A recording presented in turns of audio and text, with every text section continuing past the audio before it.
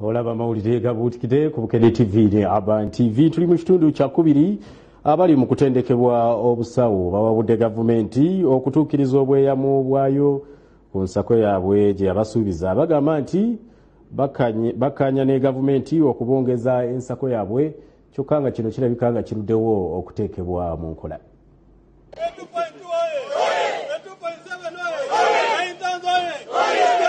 Abatendekebwa Obusawo Balemeddeko interns bazema okutiisa singa bagenda okuteeka wansi ebikola olwa gavumenti obutabawa ssente zaabwe. Okusinziira ku pulezidenti w'ekibiina Gavt, Abatendekebwa Obusawo Federation of Uganda Medical Interns, Dr. Musa Lumumba bakkaanya ne gavumenti okubongeza ensako okuva mu 7,500 okutuuka ku 2,2 naye okuseketa ensimbi tebazifunanga.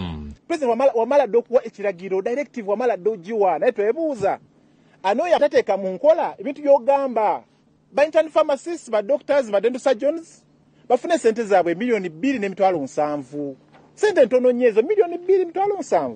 Bali bagamba nti singa gavumenti bawuliriza ebyokujjanjaba abantu bakubivaako. Tumaze ennaku 67 ani omuntu asobola okubeerawo n'abakama bafe abali mu office tebasobola kubeerawo just ennaku 30 nga tebafunye musaala kati baagala ffe tukole tutya.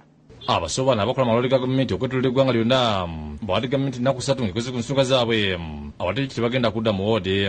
Services ezitali emergency tetugenda ziwaayo tetugenda kubanga tuzikola mu bbanga ery'ennaku 3 lyetuwadde gavumenti eveeyo n'enkola enuŋŋamu egamba nti nno ebizibu byammwe tugenda bikolako bwe tuti. Abasawo bano okutuuka okutiisatiisa bwe bati nga n'ekirwadde ky'Ebola kyongedde okusaasaana mu bitundu by'eggwanga ebyenjawulo.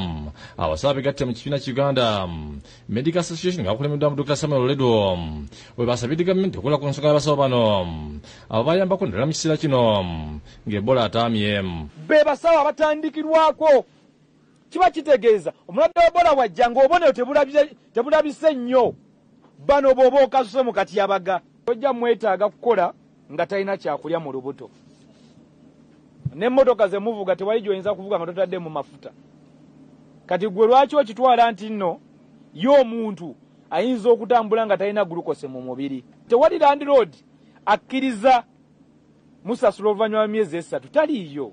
Kyokka ku Lwokutaano lwa wiiki eno mu bwayamu n'omukisa mu minisitule y'ebyobulamu Emmanuel alina byonna ku ssimu yagumya abasawo nti ensimbi zaabwe zaweerezeddwa era wiiki eno beenaggweerako nga bazifunye.